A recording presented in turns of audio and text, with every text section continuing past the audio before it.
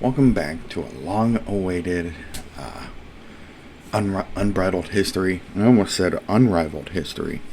Anyways, welcome back to a long-awaited unbridled history. I'm your host, Oz, and as always, stick around for the video, because today we're talking about something that I really like, that I've been on the kick of, something that started from before the age of the Reiwa Kamen Riders, before Sentai teams filled the screen with color. There was a single figure standing against the darkness of space.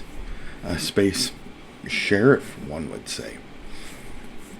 This is the story of Space Sheriff Gavan and how his legacy still shapes Toku and Toku series today. In 1982, the Toei company launched a bold new experiment. They wanted a hero who wasn't from Earth, but came to protect it. And the result was Space Sheriff Gavan, the first entry in what would be the Metal Heroes series. It aired March 5th, 1982 to February 25th, 1983.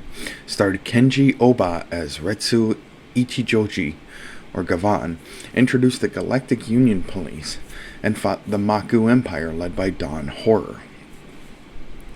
Gavan's chrome suit glistens under all the lights, hence the metal hero.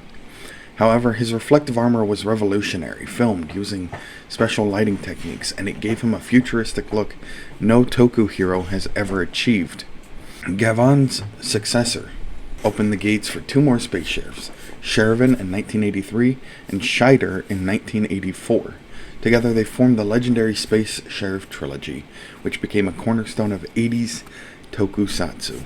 Now, even though it ended in the late 90s, Gavan really never disappeared. Fans kept the legend alive through reruns, toys, nostalgia. Sentai had a bunch of crossovers with it. I think Kamen Rider had a crossover with it.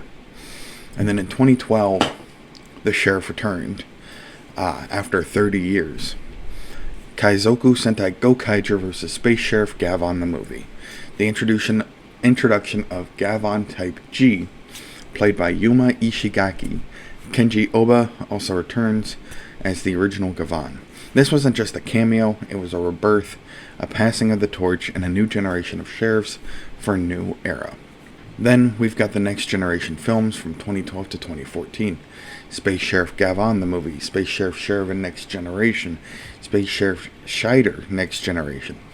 These films expanded the Galactic Union Police, introduced new villains, and re-established the sheriffs as a modern science fiction force.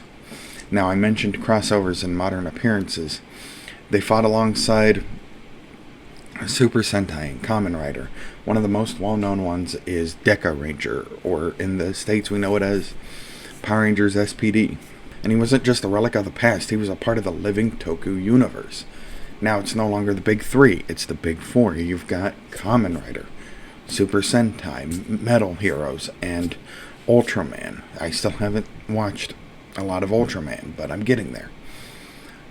As it entered the 2020s, Toei began experimenting with new formats, new tones, and new ways to bring classic heroes back. This evolution led to something ambitious, something bold, something that they announced, I think, just last year. And it's out now. It's called Project Red. Super Space Sheriff Gavan Infinity. Project Red is Toei's modern initiative to reimagine and revive classic metal hero concepts for a new generation. It blends nostalgia with the cutting-edge design, honoring the past while forging a new path forward. It represents a revival of Metal Hero, a modern reinterpretation of space-themed justice, a platform for new sheriffs, new suits, and new stories, and a way to bring Gavan's legacy into the future. So from 1982 to today, the galaxy may have changed, but the mission remains the same. Protect the innocent, uphold justice, and shine light into the darkness. Now, that's it for this Unbridled History. I think it's a little on the shorter end. It is, but it's the first Unbridled History back. I may do a deep dive into it. Just let me know in the comments below. But until then, I'll see you in the next episode.